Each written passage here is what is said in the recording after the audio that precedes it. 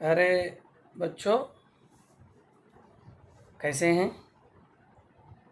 ठीक है ना?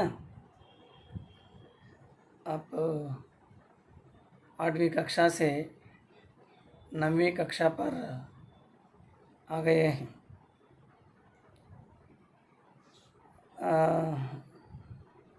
पिछले साल भी कोरोना की वजह से हम ठीक तरह से पाठों को नहीं पढ़ा पाए हैं, और इस साल भी अब दूसरा महीना है, चल रहा है। अगले महीने में आपको कक्षाएं खुलेंगी, आप पाठशाला आ सकते हैं। सरकार के द्वारा सूचना मिल रही है अभी अभी। जो भी हो, अब मैं इस वीडियो के माध्यम से आपको कुछ जानकारी देने आया हूँ। मैंने पाठ की ओर आपको आकृष्ट करने की चेष्टा कर रहा हूँ। समझिए, समझ में आ रही है मेरी बातें? दिक्कत है हिंदी समझने को? कोई दिक्कत नहीं तो मैं आगे बढ़ाऊँगा। मैं समझता हूँ थोड़ी दिक्कत है कुछ लोगों को, कुछ छात्रों को समझ में नहीं आती होगी, इसलिए मैं तेलुगु में भी बोलता हूँ आपको। మరి మనకు గత సంవత్సరం కూడా కరోనా వల్ల పాఠాలకు సరిగ్గా చెప్పుకోలేకపోయాం. మరి ఈ సంవత్సరం కూడా కరోనా ప్రభావం అనేది ఉండడం వల్ల మరి ఇంకా మనం పాఠశాలకు వెళ్ళలేకున్నాం. సో మీరు రాలేకున్నారు. మరి అయినా కూడా ఇంటికాడ ఉంటే మీరు ఒక సమయం వృధా చేస్తారు. మరి పాఠాలు వింటుండాలి కాబట్టి వీడియో చేసి పంపడం జరుగుతుంది. మరి పాఠకి సన్నద్ధత అనేటువంటి ఒక అంశం తీసుకొని మీకు నేను పాఠం వైపు మిమ్మల్ని ఆకర్షించే ప్రయత్నం చేస్తున్నాను. సరేనా? సరే, మరి మిమ్మల్ని కొన్ని ప్రశ్నలు అడుగుతాను, చెప్పగలరా? छोटे छोटे प्रश्न मैं करता हूँ, आप जवाब दे सकते हैं, है ना? हमारे देश का नाम क्या है? हमारे देश का नाम क्या है? ये सरल प्रश्न है. మన దేశం పేరు. हमारे देश का नाम भारत है. हमारे देश का नाम अंग्रेजी में कहें तो इंडिया है. हाँ, भारत को इंडिया का नाम कैसे पड़ा? భారత్ కా నామ్ కైసే పడా? భారతదేశానికి ఇండియా అని పేరు ఎలా వచ్చింది? భారత్ అనే పేరు ఎలా వచ్చింది? इसकी जानकारी लेना आवश्यक है, क्योंकि हम भारत में रहते हैं. एक भारतवासी होने के नाते हम अपने देश के बारे में, देश के नाम से संबंधित जानकारी लेना అత్యంత आवश्यक है. మన దేశం పేరేంటి, ఎలా వచ్చింది తెలుసుకోలేకపోతే ఎట్లా? మనం ఈ దేశంలో ఉన్నాం. సరేనా? समझना? మరి చూడండి, मैं మీకు ఒక చిత్రం చూపిస్తాను. मैं आपको एक चित्र दिखाता हूँ. ये मानचित्र है भारत देश का चित्रपट है. देखिए चित्र में आपको क्या दिखाई दे रही है? మీకు చిత్రంలో ఏం కనిపిస్తుంది? అక్కడ चित्र में लकीरें दिखाई दे रही हैं. लकीरें खींची गई हैं. ये लकीरें किसको सूचित करती हैं? हाँ, देखिए, ध्यान से देखिए. ఇక్కడ మనకు కొన్ని గీతలు ఉన్నాయి, అవి దేన్ని సూచిస్తున్నాయో చూడండి. ये लकीरें नदियों को सूचित करती हैं, है ना? ఈ గీతలు అన్నవి నదులను సూచిస్తున్నాయి. सबसे पहले देखिए, यहाँ कुछ नदियाँ हैं. इधर देखिए 5 नदियाँ आपको दिखाई दे रही हैं. ये नదులు కనిపిస్తున్నాయి. इसके नाम क्या है? झेलम, सेनाब, रावी, बियास, सतलेज. ये किस नदी की उपनदियाँ हैं? 5 उपनदियाँ हैं. ये सिंधु नदी की उपनदियाँ हैं. ये 5 उपनदियाँ जो हैं सिंधु नदी की उपनदियाँ हैं. सिंधु नदी हमारी देश की महानता से जुड़ी हुई नदी है. इस नदी के तट पर महान सभ्यता सबके सामने आई है. वही है सिंधु सभ्यता, हड़प्पा सभ्यता. ये नदी अब किस देश में है बताइए? ये सिंधु नदी जो है किस देश में है? सिंधु नदी जो है अब पाकिस्तान में है, हमारे देश में नहीं है। जब भारत पाकिस्तान के रूप में ये देश विभक्त हुआ है, उस समय ये नदी जो है पाकिस्तान की ओर चली गई। पाकिस्तान के भूभाग में है ना, तो वो पाकिस्तान की हो गई। ఈ సింధు నది అన్నది ఆ దేశానికి అయిపోయింది। सबसे पहले लोग इस नदी के तट पर रहते थे। सिंधु लोग आक्रमणों की वजह से या यहाँ की नदी की वजह से जो भी हो, इतिहास के अनुसार हम वहाँ से भाग कर आए। అక్కడున్న సింధు ప్రజలు అక్కడ నుంచి వచ్చేసారు। यहाँ की नदियों को खोजते, यहाँ की जो भूमि को खोजते हुए निकल आए थे और यहाँ के बस गए। అక్కడ నుంచి ప్రజలు मैदान भूभागाన్ని తొక్కుంటూ వచ్చేసి ఇక్కడ నిలబడిపోయారు। सबसे पहले उन्होंने गंगा नदी जो है उसके जो आसपास की भूमि है, वो सारवान भूमि है, वहाँ बसने लगे थे। మొట్టమొదట ఈ గంగా నది గట్టున ప్రజలు నివసించడం అనేది మళ్ళీ తర్వాత జరిగింది, సింధు नदी తర్వాత। जब विदेशी लोग आक्रमण करने आए थे, उनमें शक थे, हूण आदि बाहर के लोग थे। पारसी लोग भी आए थे। जब पारसी लोग इस देश पर आक्रमण करने आए थे, उन लोगों की भाषा में सा अक्षर नहीं है, तो सा के स्थान पर उन्होंने हाँ का उच्चारण किया था। सिंधु नदी को उन्होंने हिंदू बोलने लगे। सिंधु नदी ने वालू हिंदू नदी आना, हिंदू, यहाँ के लोगों को हिंदू बोलने लगे। हिंदू जो नाम जो है वो सिंधु की वजह से आया है। हाँ, పేరు మనకి సింధు వల్ల వచ్చింది, సింధు నది వల్ల హిందూ అని వచ్చింది। हिंदू एक धर्म नहीं, यहाँ के रहने वाले लोगों को यह नाम सूचित करता है। ఈ హిందూ అన్నది ఇక్కడ నివసించే ప్రజలను సూచిస్తుంది। ये ध्यान देने की बात है। अब अंग्रेजी में वो सिंधु जो है इंडस बोलते हैं अंग्रेजी में, इंग्लिश लो आ सिंधु ने इंडस अंटाరు। इंडस के नाम पर हमारे देश का नाम इंडिया पड़ गया है। ఈ इंडस అనేటువంటి దాని మీదుగా మన దేశం పేరు ఇండియా అని వచ్చింది। ध्यान देने की बात है। और दूसरा देखिए, दूसरी प्रमुख नदी है हमारे देश में, उसके बाद गंगा सबसे बड़ी नदी है हमारे देश में। इस नदी के नाम पर, नदी के नाम से ही हमको ख्याति मिली है। ఈ నది వల్లే మనకు ఖ్యాతి లభించింది। गंगा नदी की वजह से भारत की ఖ్యాతి बड़ी है। कैसे बता सकते हैं आप? गंगा नदी వల్ల మన దేశం యొక్క ఖ్యాతి పెరిగింది అంటే మన పేరు ప్రతిష్టలు పెరిగాయి। कैसे बता सकते हैं? ఎలా చెప్పగలుగుతాం మనం? गंगा हमारे जो आध्यात्मिक परंपरा से जुड़ी हुई है। गंगा नदी हमारी आत्मा से जुड़ी हुई है, हमारी जो परंपरा से जुड़ी हुई है, विश्वासों से जुड़ी हुई है। लोगों का विश्वास है इस नदी का जन्म सीधे शंकर भगवान के जटा से आई है। మన శివుడు యొక్క జటాం నుంచి వచ్చినటువంటి गंगा नदी। पहले मानते हैं इस नदी के तट पर अनेक नगर गांव बसे हैं। ఈ నది కట్టున ఎన్నో నగరాలు గ్రామాలు వెలిసాయి। इस नदी के योगदान से लाखों एकड़ भूमि की सिंचाई होती है। లక్షల ఎకరాల భూమి అనేది సాగుబడి అవుతుంది। देखिए गंगा नदी किस तरह प्रवाहित होती है और हजारों मेगावाट की बिजली का उत्पादन हो रहा है। లక్షల మెగావాట్ల విద్యుత్ ఉత్పాదన జరుగుతుంది। इस नदी का जन्म गंगोत्री में होती है। ये नदी ఎక్కడ పుడుతుంది? गंगा नदी का जन्म कहाँ होती है? गंगोत्री में। ये नदी 2525 किलोमीटर की यात्रा करके बंगाल की खाड़ी में विलीन होती है। भारत देश में सभी नदियाँ, लगभग सभी नदियाँ बंगाल की खाड़ी में विलीन होती है। భారతదేశంలో ఉన్న నదులన్నీ కూడా దాదాపు బంగాళాఖాతంలో కలిసిపోతాయి।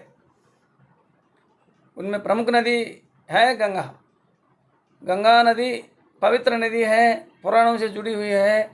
एक हमारे जीवन से, एक प्रकार से हमारे जीवन से यह नदी जुड़ी हुई है, మన జీవితాంతో అది ముడిపడి ఉంది. इस नदी में कई नदियाँ आकर मिलती हैं, सरयू, गंडकी, ब्रह्मपुत्र, ये महत्वपूर्ण नदी हैं. इस नदी में कई नदियाँ उपनदियाँ आकर मिलने से इसकी नदी की गहराई बढ़ती है और विशालता भी.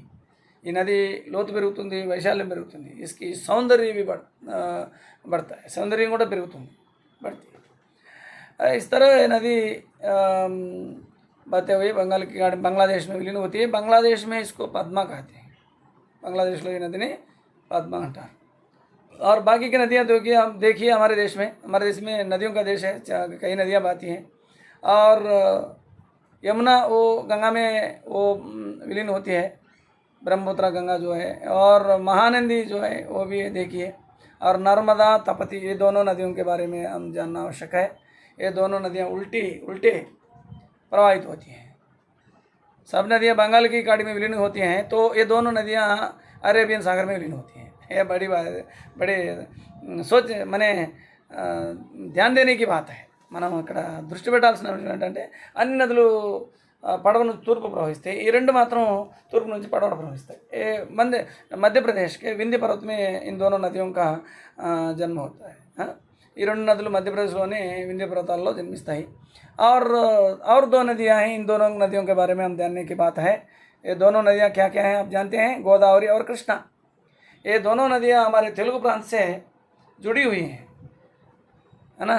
इन नदियों के योगदान से हम आजीविका चला रहे हैं हमारे आंध्र प्रदेश में और तेलंगाना में, है ना. ఈ రెండు నదుల వల్ల మన యొక్క ఆంధ్రప్రదేశ్ తెలంగాణ ప్రజలు జీవిస్తున్నాం. तेलुगु के प्रांत के जो लोग हैं इस नदी पर आधारित हैं. हमारा जीवन ये नदी में आधारपड़ जीवन. ये जीव नदियाँ हैं. जिस तरह गंगा यमुना जीव नदी हैं, उसी तरह कृष्णा गोदावरी, गंगा यमुना जिस तरह जीव नदियाँ माने निरंतर बहने वाली नदी जो है उसको जीव नदी कहते हैं. నిరంతర ప్రవహిస్తూ ఉంటుంది, అది జీవనది. గోదావరి కృష్ణకైనా కొంచెం తగ్గుముఖం బట్టి నీళ్లు పెద్దగా ప్రవాహం లేకపోవచ్చు ఎండాకాలంలో, కానీ గంగానదికి అట్లా కాదు. గంగానది ఎండాకాలంలో ఆ మంచు కరిగి హిమము पिघल जाता है, हिम पिघल जाता है ना. ఆ హిమం కరిగి నది के रूप में प्रवाहित होती है, नदी का ప్రవహిస్తుంది. वर्षा के समय बाढ़ आती है, वर्षा के సమయంలో వరదలు వస్తుంటాయి. दोनों कालों में मैंने सभी कालों में अन्य कालों కూడా नदियाँ निरंतर प्रवाहित होती है. सबसे बड़ी नदी है, सबसे विशेष नदी है, महत्वपूर्ण नदी है गंगा नदी. उसके बाद उल्लेखनीय नदी है गोदावरी और कृष्णा. समझे. इन दोनों गोदावरी और कृष्णा का जन्म यहाँ पश्चिम घाट में इनका जन्म होता है, महाराष्ट्र के पश्चिम घाट में. एक तो महादेव के मंदिर से निकलती है और दूसरा नासिक का त्रयंबक से, नासिक का प्रांत में, महाराष्ट्र में नासिक का त्रयंबक में जन्म होता है. गोदावरी तो नासिका त्रयंबक में होता है, इसका जन्म होती है. और कृष्णा नदी का जन्म महादेव के मंदिर, महाराष्ट्र के महादेव के मंदिर से निकलती है. ये दोनों नदियाँ महाराष्ट्र से लेकर कर्नाटक और आंध्र प्रदेश में प्रवाहित होती हैं और अंत में बंगाल की खाड़ी में विलीन होती हैं. कृष्णा जो है हमारे नेल्लूर के पास जो है वहाँ विलीन होती है. नहीं वो कृष्णा नदी जो है हंसल देवी के नाम पर स्थान पर वो विलीन होती है बंगाल की खाड़ी में. और एक नदी आप देखने यहाँ मिल रही है, वो कावेरी. कावेरी तो तमिलनाडु में बहती है.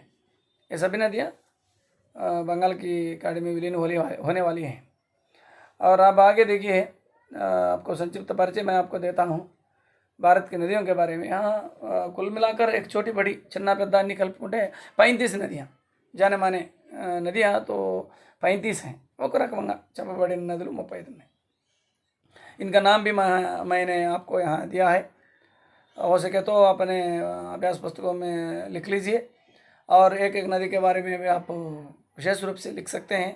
नदी का जन्म और उस पर बांध बनाए गए बांध, उस नदी के योगदान से सिंचाई होने वाली भूमि, इस तरह सभी कुछ विशेषताएं भी हम लिख सकते हैं. हो सके तो लिख लीजिए, ये प्रयोजन कार्य के तहत आप लिख सकते हैं. और ये जीव नदियों के बारे में भी आप लिख सकते हैं. भारत में बहने वाले प्रमुख जीव नदियों के बारे में भी आप विशेष रूप से लिख सकते हैं, है ना. और अब हम चलेंगे और गंगा नदी के बारे में और विशेष रूप से और कुछ थोड़ी जानकारी लेंगे. गंगा जो है इसका जन्म मैंने पहले ही आपको बताया, गंगोत्री में इसका जन्म होता है और सीधे इसमें कई नदियाँ आकर मिलती हैं और यहाँ इस नदी के योगदान से लाखों एकड़ भूमि की सिंचाई होती है और हजारों मेगावाट बिजली का उत्पादन होते हैं। अंत में यह बंगाल की खाड़ी में विलीन होती है। और इस नदी पर कुछ पंक्तियाँ मैंने यहाँ लिखी है, हो सके तो ये पंक्तियाँ भी लिख लीजिए। ये वाक्य को राసుకోండి। गंगा नदी के जन्म गंगोत्री में होता है और इसकी लंबाई 100 और 25 किलोमीटर की है। 2525 2525 किलोमीटर्లు 2525 किलोमीटर्स 2525 किलोमीटर की यात्रा करती है नदी। यह भारत की सबसे महत्वपूर्ण नदी और पवित्र नदी है। इसमें सरयू, गंडकी, कोसी, ब्रह्मपुत्र ये आदि नदियाँ आकर मिलती हैं। इस पर वाराणसी, हरिद्वार, प्रयागराज ये बहुत हमारे जीवन से जुड़े मंदिर बसे हुए हैं और नगर भी बसे हुए हैं। यदि हिंदू लोगों का विश्वास है, एक बार गंगा नदी का दर्शन कर वाराणसी में स्नान करने से सब पापों से मुक्ति होती है और दर्शन करना हिंदू का धर्म भी मानते थे प्राचीन काल में। हमारी मान्यताएं बदलती रहती हैं पर काल के अनुरूप, ये दूसरी बात है। మరి పరివర్తన అనేది మామూలే, మారుతుంటాయి మనం। ఇస్ నది పర్ ఫరక్కా, టిహరి, భీమగోడ ఏ ఆనకట్టలన్నీ కూడా కట్టబడ్డాయి। ఈ దేశంలో పద్మ అంటారు ఈ నదిని। అది బంగాళాఖాతంలో విలీనం అవుతుంది। और आपको और एक बात मैं आपको समझाने का प्रयास करता हूँ कि भारत में बने जो लोग हैं, भारत में किस तरह के लोग बसते हैं, ये भी ध्यान देने की बात है। यह हमारा भारत जो है लौकिक देश है, लौकिक राज्य, लौकिक राष्ट्र है। राज्य माने हिंदी में, तेलुगु में राष्ट्रमो, राज्य, राष्ट्र माने देशमो। इन दोनों शब्दों का अंतर आपको जानना अत्यंत आवश्यक है। राज्य और राष्ट्र। भारत एक राष्ट्र है, आंध्र प्रदेश एक राज्य है, समझे। हमारे भारत देश में कई जाति उपजातियाँ माने विभिन्नताएँ हैं, अनेक प्रदेश हैं, 28 राज्य हैं, 28 राज्य हैं और केंद्र से पालित और कुछ राज्य हैं, 7-8 राज्य हैं, 9 राज्य हैं और यहाँ अनेक धर्म हैं। भारत में कौन कौन से धर्म हैं, प्रमुख धर्म हैं, आप बता सकते हैं? कौन कौन से धर्म हैं हमारे देश में? सबसे ज़्यादा किस धर्म के लोग हैं? हिंदू धर्म के लोग हैं। उसके बाद ईसाई लोग हैं, बौद्ध हैं, जैन हैं, सिख हैं, कई धर्म के लोग बसते हैं। यह हमारे लौकिक राष्ट्र है। भारत एक लौकिक देश है। लौकिक माने हम किसी धर्म को मान्यता नहीं देते हैं। लोग अपनी इच्छा अनुसार किसी भी धर्म को मान सकते हैं और ఆచరణ कर सकते हैं। భారతదేశం లౌకిక దేశం। ఇక్కడ ఏ మతాన్ని అనుసరించవచ్చు, మరి ఎవరైనా ఎలాగైనా అంటే వాళ్ళకి స్వేచ్ఛగా ఏ ప్రాంతంలో నివసించవచ్చు, సరేనా। ये लौकिक राज्य है, यह ध्यान देने की बात है। यहाँ प्राचीन काल में लोग कैसे थे, यहाँ के लोग कैसे थे? प्राचीन काल में यहाँ के लोग माने एक धर्म के नहीं, आज जैसा है पुराने ज़माने में भी वैसे थे। माने पेड़ों की पूजा करते थे, सांपों की पूजा करते थे, भगवान को सर्वत्र देखते थे, सब मनुष्यों में देखते थे, एक दूसरे के साथ मिलजुल कर रहते थे, अतिथियों का सत्कार करते थे। कुछ गांव ऐसे हैं वहाँ पर माने दरवाजे भी नहीं होते थे। आज भी मैं रामा नामक एक इतिहासकार ने लिखा है कि हम्स नामक गांव में, आज उत्तर प्रदेश में, उत्तरांचल शायद, वहाँ किसी गांव में, हम्स नामक गांव में आज भी दरवाजे नहीं हैं। హంస అనేటువంటి గ్రామం అట రామ అనేటువంటి ఆయన రాసినట్టు చరిత్రకారుడు. ఆయన ప్రకారం ఉత్తరప్రదేశ్ దగ్గర ఎక్కడో ఒక గ్రామంలో ఇప్పటికీ ఆ ఊర్లో ఇండ్లకు తలుపులు ఉండవట। అంటే చూడండి, అక్కడ దొంగతనాలు జరగవని, చోరీ నహీ కర్తే थे लोग, झूठ नहीं बोलते थे, सत्य बोलते थे, झूठ नहीं बोलते। अतिथियों का सत्कार करते थे, जो भी आते थे आश्रय लेकर उनको सत्कार देते थे। ఎవరన్నా వస్తే వాళ్ళను మనం ఆదరించి గౌరవించేవాళ్ళు। మరి దైవ స్వరూపాలుగా అతిథి దేవో భవ, ये हमारा देश का महत्वपूर्ण वाक्य है। అతిథులను కూడా మనం దేవులుగా చూస్తాం। మాతృదేవో భవ, పితృదేవో భవ, आचार्य देवो भव, अतिथि देवो भव। ये देखिए कितना महत्वपूर्ण वाक्य है हमारे लिए। ఎంత గొప్ప వాక్యాలు చూడండి। తల్లి మనకు మన దైవ స్వరూపురాలు, తండ్రి దైవ స్వరూపుడు, అలా గురువు అతిథి కూడా. చూడండి మన గొప్పగా మన వాళ్ళు ఎలా జీవించారో చూడండి. ఆ గొప్పతనాన్ని మనం గమనించాలి. ఇక్కడ ఎవరైనా విదేశీయులు వస్తే వాళ్ళని గౌరవించాము, వాళ్ళకి పెట్టని మనం తినలేదు. అతిథికి పెట్టకుండా అన్నం తిన్నటువంటి వాళ్ళం మనం, తినేది లేదు. అబద్ధాలు చెప్పేవాళ్ళం కాదు, మనం నిష్కల్మషంగా ఉంటాం. అందుకే ఇంతమంది విదేశీయులు మన దేశం పైన దండయాత్ర చేసి వచ్చారు. ఏ बौद्ध धर्म रहते थे, बौद्ध धर्म आज भी हैं। बौद्ध धर्म उस समय ज़्यादा विकसित था, वो చాలా వికసించి ఉండేది అప్పుడు. అంత पूरे भारत ही नहीं, आस पड़ोस के अड़ोस पड़ोस के लोग भी बौद्ध धर्म को मानते थे, जैन धर्म को मानते थे, है ना. సో इन लोगों का विश्वास क्या था, ఏమి నమ్మే వాళ్ళంతా కూడా అహింసో పరమోధర్మ, అహింసయే పరమధర్మం. ఎవరిని హింసించలేదు, ఎవరిని కొట్టేది లేదు, తిట్టేది, ఎవరిని ఏమనకూడదు. మనం ఎవరికి బాధ పెట్టేది చేసేది లేదు, మన పురుగులు చేసేది లేదు. సరేనా. తెల్లవాళ్ళు వచ్చారు, గౌరవం వాళ్ళు మనకు జో अंग्रेज लोग यहाँ आए थे, उनको भी हमने स्वीकार किया, उनसे भी सीखा. ఎవరు వచ్చినా కూడా వాళ్ళ నుంచి మనం నేర్చుకున్నాం.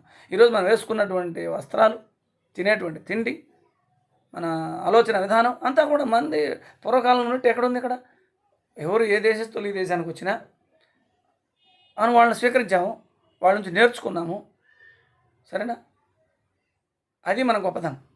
ये भारत के लोगों की महानता है स्वीकार करना. हम स्वीकारते हैं, सबको स्वीकारते हैं. మనం అందరిని స్వీకరిస్తాం. सबको प्यार करते हैं, అందరినీ ప్రేమగా చూస్తాం. किसी को द्वेष नहीं करते, ఎవరిని ద్వేషించాం. किसी को हिंसा नहीं करते, ఎవరిని హింసించాం. किसी को पीड़ा बाधा नहीं पहुंचाते, ఎవరికి బాధ హింస పీడను చేయము. మరి మధ్యలో ఇవన్నీ ఎందుకు వచ్చాయి? పరివర్తన, కాలానుగుణంగా వచ్చిన మార్పులు. సరేనా. స్వార్థం అనేది చోటు చేసుకోవడం వల్ల వచ్చిన మార్పులు. తిరిగి మనం మళ్ళా మన యొక్క ఉనికికి వెళ్ళాలి. మన యొక్క గొప్పదనాన్ని తెలుసుకొని, ఈ భారతదేశ ఔన్నత్యాన్ని మనం తెలుసుకొని, మన పూర్వీకులు జీవించిన జీవన విధానాన్ని తెలుసుకొని ప్రపంచానికి మనం సందేశం ఇవ్వాలి. ప్రపంచానికే మనం వెలుగునివ్వాలి, ప్రపంచానికే సందేశం ఇవ్వాలి. మనం వస్తే మనం చెప్పాలి, proud to be an Indian, I am an Indian, proud to be से. गर्व के साथ कहो, मैं भारतीय हूँ, मैं भारत का हूँ, शांति देश का हूँ. शांति, अहिंसा, सत्य हमारा जो परम सत्य हैं. स्वतंत्रता भी इन सत्यों के आधार पर मिली है. स्वतंत्रं కూడా మనకు ఈ సత్యాల వల్ల లభించింది. सत्य अहिंसा, महात्मा गांधी जी ने सत्य और अहिंसा के बल पर हमको स्वतंत्रता दिलाई है. ये बोलना नहीं चाहिए. आज भारत कैसा है, विभिन्न जातियों में, विभिन्न प्रांतों में, विभिन्न भाषाओं में विभाजित हुआ है. ये दुर्भाग्य की बात है. हम आपस में लड़ रहे हैं, आपस में द्वेष कर रहे हैं, जाति के नाम पर, धर्म के नाम पर हर दिन हम लड़ रहे हैं. स्वार्थ जहाँ देखो वहाँ अपना विकार दिखाई दे रहा है. ये हमारा पूर्व भारत की तुलना यदि हम करें तो हम ऐसे अच्छे हालत में नहीं हैं. इसलिए हम क्या करना चाहिए, हम अपने भारत को जानना चाहिए, हमारे पूर्वजों को जानना चाहिए, हमारे जीवन पद्धति को जानना चाहिए, और संसार को विश्व कल्याण की भावना से हम आगे बढ़ते हुए विश्व को हम शांति का संदेश देना चाहिए. समझे. మనం శాంతియుత దేశం మంది, ప్రపంచానికి శాంతినిచ్చినటువంటి దేశం మంది. మరి అలాంటి దేశంలో మనం జన్మించాం. మరి అలాంటిగా ముందుకెళ్దాం. ఆగే देखिए.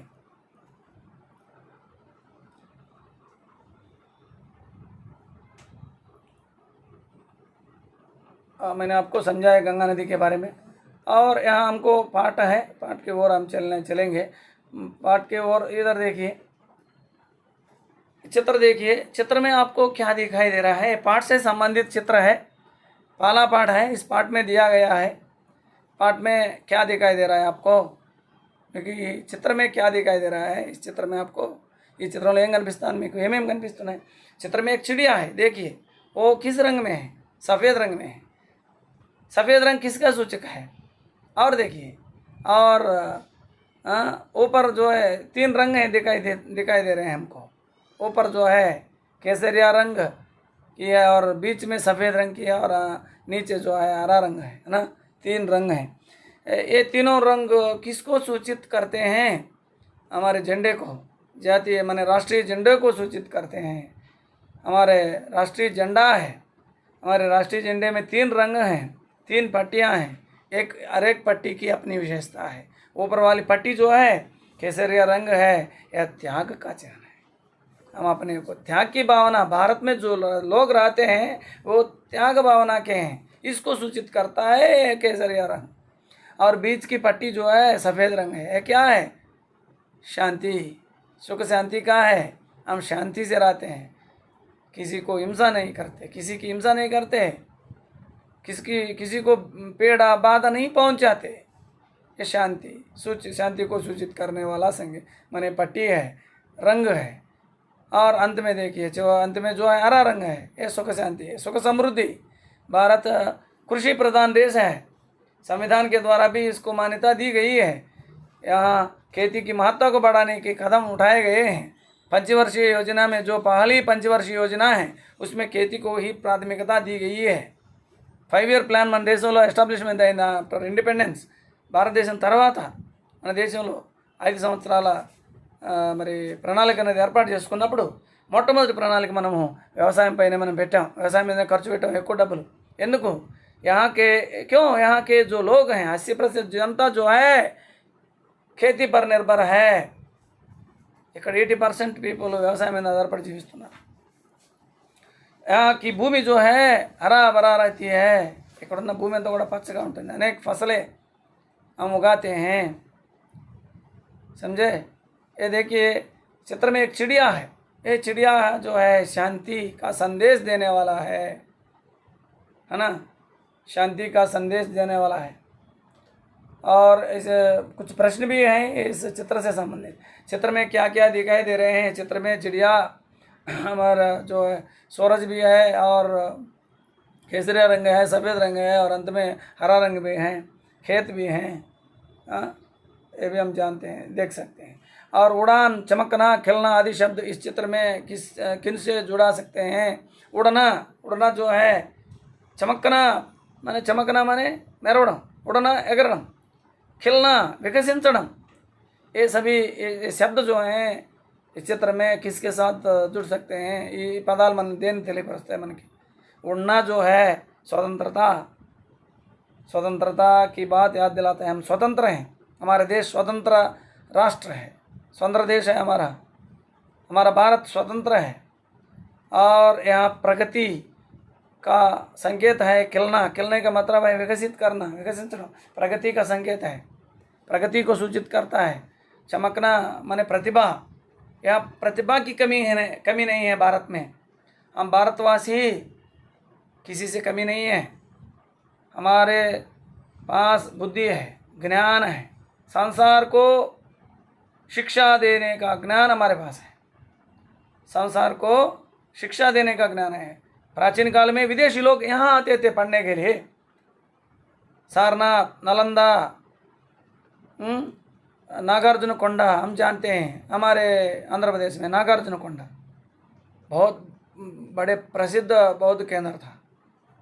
संसार के लोगों को हम यहाँ से शिक्षा देते थे, चीन से, जापान से, श्रीलंका से, बर्मा से, कई विदेशी लोग यहाँ आते थे पढ़ने के लिए। 24 విషయం में यहाँ शिक्षा देते थे। 24 విద్యలు ఇక్కడ చెప్పేవాళ్ళు, నలంద కానీ సారనాథ్ కానీ ఇక్కడంతా కూడా నాగార్జున కొండ అంతా కూడా। आज भी हम हर दिशा में माने हमारे अंदर प्रतिभा है, यहाँ के लोगों के अंदर प्रतिभा है, मन लोग प्रतिभा उंदी, टैलेंट उंदी, हम प्रतिभा से संपन्न हैं, हृदय से संपन्न हैं, लेकिन हम हिंसा करने वाले नहीं हैं, दूसरे को धोखा देने वाले नहीं हैं, ईर्ष्या करने वाले नहीं हैं, स्वार्थी नहीं है। మన స్వార్థపరులం కాదు, ఈర్ష్యపడే వాళ్ళం కాదు, మనం త్యాగవంతులం, మనం ఇతరులకి మేలు చేసేవాళ్ళం, మనము ప్రపంచ శాంతిని स्थापिंचेवाళ్ళం। और देखिए इस चित्र में हमें क्या संदेश मिलता है? इस चित्र से हमें भारत की महानता का संदेश मिलता है, शांति का संदेश मिलता है। इस चित्र से शांतिमय जीवन जीने की ओर हमें इशारे करता है। ఈ చిత్రమండలం శాంతిగా జీవించడానికి, శాంతిको విశ్వవ్యాపి बनाने के लिए, ఈ శాంతిని విశ్వవ్యాపితం చేయడానికి, ఫైలానే की बात करता है. మనకు ఈ శాంతిని వ్యాపింపజేసేటువంటి విషయాలు మనకి ఇక్కడ తెలుస్తాయి. और ये पाठ का उद्देश्य भी है, देखिए पाठ का उद्देश्य क्या है. हमारा भारत महान देश है. मैं अभी यही बता रहा हूँ. यहाँ की धरती जो है पवित्र भूमि है. ये भूमि पवित्र भूमि है. इसके कण कण में महत्वपूर्ण संदेश है. यहाँ अनेक नदियाँ बहती हैं. यहाँ गंगा यमुना जैसी पवित्र नदियाँ बहती हैं. भारतवासी जो हैं, यहाँ के रहने वाले लोग जो हैं, सत्य, अहिंसा, धर्म, न्याय, परोपकार, सद्भाव, मानवता आदि महान गुणों की पहचान है. महान दानी लोग थे हमारे यहाँ. कर्ण थे, सत्य हरिश्चंद्र थे, कई लोग थे, महादानी थे. అడిగింది లేదు అనకుండా ఇచ్చేటువంటి మహాత్ములు పుట్టిన గడ్డ ఇది. కర్ణుడు మహాదాని, మహాయోధుడు. సత్యహరిశ్చంద్రుడు లేదనకుండా ఇచ్చాడు. చివరకు రాజ్యం అన్నీ కూడా దానంలో పోగొట్టుకొని కాటి కాపరిగా జీవించాడు ఆయన. బలిచక్రవర్తి మొత్తం తన శరీర మాంసాన్ని కోసిచ్చేశాడు. అలాంటి గొప్ప వాళ్ళు జీవించిన ఈ గడ్డ మీద మనం ఉన్నాం. ఇక్కడ పరోపకారం, ఇతరులకు ఉపకారం చేయడం అనేది ఉంది. ధర్మం, అహింస, సత్యమే మాట్లాడతాం, న్యాయంగా జీవించాలనుకుంటాం, ఒక మంచి భావనను మనం కలిగి ఉంటాం. మానవత్వమే, మానవతా హీ హమారా ధర్మ హే. ధర్మ అంటే ఏంటి? మతము. हम आज बोल रहे हैं भारत में ज़्यादातर हिंदू लोग हैं, और हिंदू के अलावा और कई धर्म के लोग हैं. इसीलिए हम क्या करना चाहिए? सबको मिलाना चाहिए. सबको मिलाकर हम मानव धर्म बनना चाहिए. मानवता धर्म का विकास करने में हम सब सहयोग देना चाहिए. इस मानवता धर्म में क्या होता है? మనం మానవతా ధర్మానికి వికసింప చేసుకోవాలి. ఈ మానవతా ధర్మంలో మానవీయ విలువలు ఉంటాయి, గొప్ప గుణాలు ఉంటాయి. మనిషి మనిషిగా జీవిస్తాడు. భేదాలు ఉండవు, స్వార్థం ఉండదు, అబద్ధం చెప్పరు, అసత్యం లేదు, అధర్మం లేదు, అన్యాయం లేదు, ఇతరుల్ని పీడించడాలు లేవు, దోచుకోవడాలు లేవు, వేధించడాలు లేవు. అందరూ ఇక్కడ శ్రమజీవులే ఉంటారు. ప్రతి ఒక్కరూ శ్రమించాలనే తత్వమే కలిగి ఉంటారు. అది మానవత్వం, మానవతా ధర్మం. हम मानवता धर्म की ओर चलना आवश्यक है. हम महान बनना चाहिए. इसे बनाए रखना हर भारतीय का कर्तव्य है. यहाँ इस पाठ का उद्देश्य क्या है? भारत को और यहाँ के जो भारतीय होने के नाते हमारे धर्म को निभाना चाहिए, हमारे कर्तव्य को निभाना चाहिए. माने महत्वपूर्ण गुणों के साथ हम रहना चाहिए. भारत को विश्वव्यापी बनाना चाहिए. अन्य देशों के सामने इसको हम सबसे आगे ले आना चाहिए. अन्य దేశాల కంటే మన దేశాన్ని ముందుకు తీసుకెళ్ళాలి. इसलिए हम क्या करना चाहिए? वैज्ञानिक सोच की ज़रूरत है. विश्वासों के बल पर नहीं, अंधविश्वासों के साथ चलना नहीं, वैज्ञानिक चिंतन की ज़रूरत है. इसलिए आज हम क्या करना चाहिए? वैज्ञानिक दिशा में चलना ज़रूरत है. वैज्ञानिकता का सहारा लेकर हम आगे बढ़ना अत्यंत आवश्यक है. हर बात को हम वैज्ञानिक ढंग से लेना चाहिए और महत्वपूर्ण मानवता गुणों को विकसित करना चाहिए. सत्य, अहिंसा, समर्पण, परोपकार जो है अच्छे गुण हैं, इनको विकसित करना अत्यंत आवश्यक है. समझे? इसीलिए आपको जो पाठ दिया गया है, इस पाठ का उद्देश्य मानवीय गुणों को आपके अंदर विकसित करना है. समझे? अब चलेंगे आगे हम. अब हम आगे चलेंगे. इस पाठ से संबंधित गीत है, मैं आपको सुनाता हूँ. वो समय हो गया. यदि हो सके तो अगले सत्र में आपको हम पाठ की ओर चलेंगे. गीत है, वास्तव में हमारा पाठ जो है गंगा नदी से संबंधित है. जिस देश में गंगा बहती है, हम उस देश के वासी हैं. हम किस देश के वासी हैं? हम भारतवासी हैं. भारत जो है वो उसका नाम कैसे पड़ा, ये भी अगले सत्र में हम जानेंगे. भारत का नाम कैसे पड़ा और हम भारतवासी हैं, इसको हम जानेंगे. यहाँ प्रमुख नदी के नाम पर हम ज़्यादा गर्व करते हैं. इसकी महत्ता के बारे में भी हम जानकारी लेंगे, अगले के सत्र में देखेंगे, है ना. इस पाठ का उद्देश्य भी लिख लीजिए, हो सके तो आप सीखिए। और जो मैंने अब तक बताया हमारे देश में जो जीव नदियाँ हैं उनके बारे में लिखिए, और जितने जो 35 नदियों के बारे में भी मैंने बताया उनका उद्गम और उन पर बनाए गए बांध और उस नदी के योगदान से मैंने जो कितने एकड़ भूमि सिंचाई होती है, इस पर एक तालिका बनाकर आपको एक परियोजना कार्य मैंने तैयार कीजिए, एक कार्य कीजिए, समझे। ओके, धन्यवाद। अगले सत्र में हम मिलेंगे फिर से।